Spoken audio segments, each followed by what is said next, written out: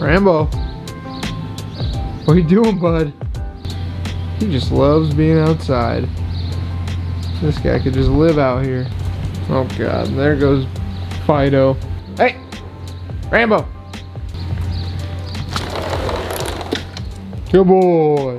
What's going on, boys? Welcome back to the channel. I hope you guys are doing well. And you know, you gotta tell me, does my hair look a little long in this? Because he's being so salty. someone was saying that my hair looks a little long. I don't know. I think I just didn't push it over enough.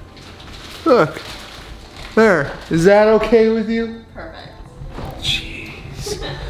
Anyway, if you guys are new to the channel, I never say this in the beginning, smash that subscribe because I know like 95% of you guys that watch aren't subscribed. Today we got some fun stuff going on, and it is all about the little details. If you guys are new to my channel, I have a couple builds going on right now. I have the OG build, the E36 M3, which has been on the channel since inception, well, since I revived the channel. Anyway, that's been the one I've been focusing on the most. Then came the S2000, the Banana S2000, which has come a long way. I have a lot of stuff that I've done during this in quarantine.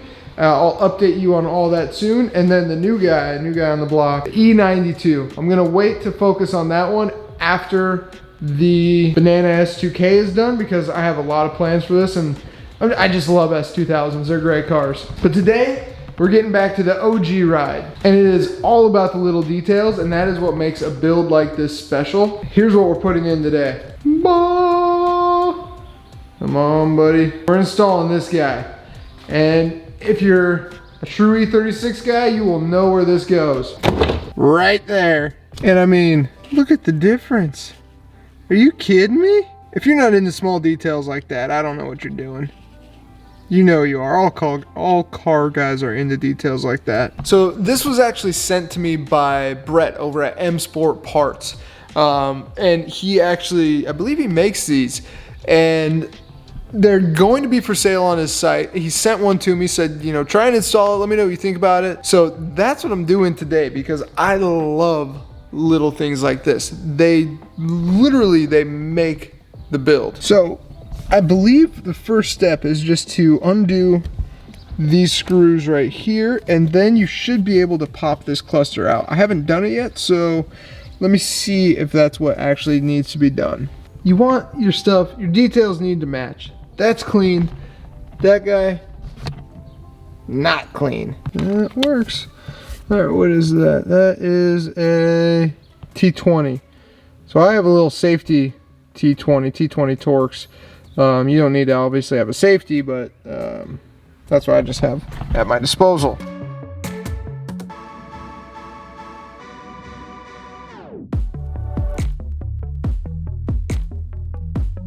All right, now I believe this should be able to come out, but obviously you're gonna want to get some something in there to pry it out. So let me see what type of tools I have. All right, so I want to try something here. I got my GoPro mount. Stick it to there. Yeah, that's the move, boys, if you have one of those GoPro mounts. But it looks like if you don't, you can just kind of tilt it down and you'll be able to pull the top part out. So now that I have that, let me see about. Okay, now I believe there's going to be a couple of wires back here to disconnect. Yep, so there's just a couple cords back there that you're gonna want to unplug. All right, boys, and just like that, the cluster is out. And for these clips, really easy, just like if you've worked with any DME, these clip down like that, and then to get them out, you just push that little clip down right there, that piece down, and then slide this up. It works best if you have something like this to just kind of push on that while you're sliding it up. What's up, bud? I'm working next to you right now. All right, so for this next part, boys, we're bringing it inside. There are little screws right on the side and top side, and no bottom. And I'm just gonna use a little Allen key that fits that. So I'm gonna take that apart inside just so I have a little bit better surface to work on here.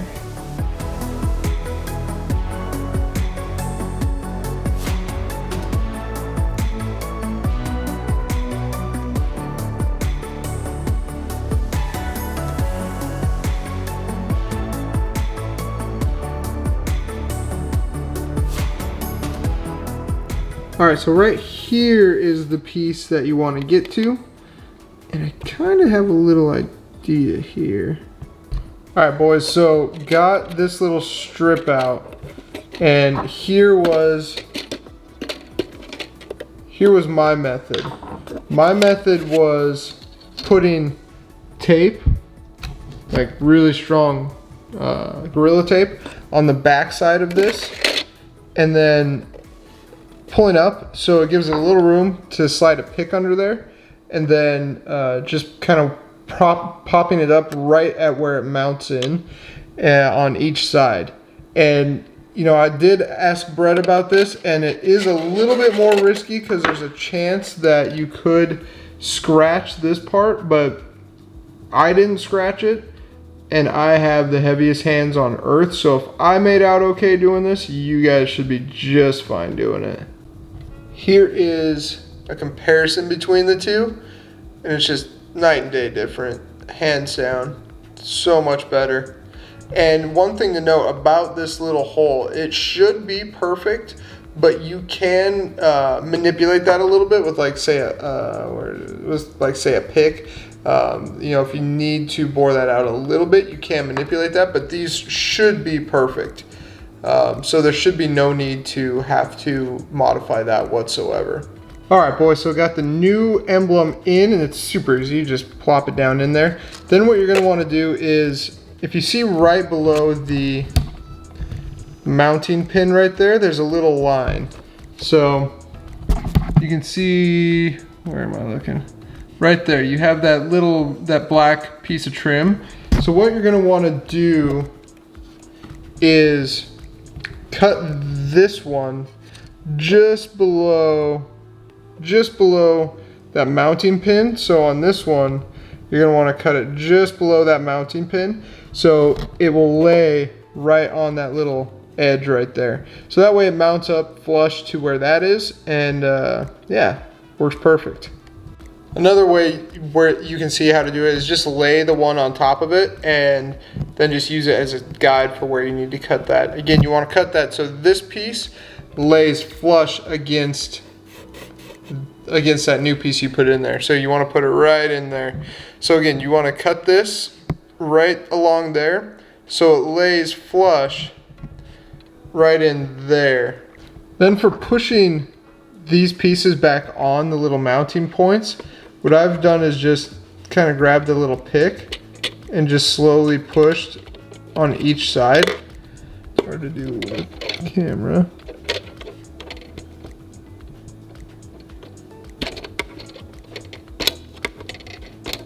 So just work your way back and forth and it'll slowly pop on there.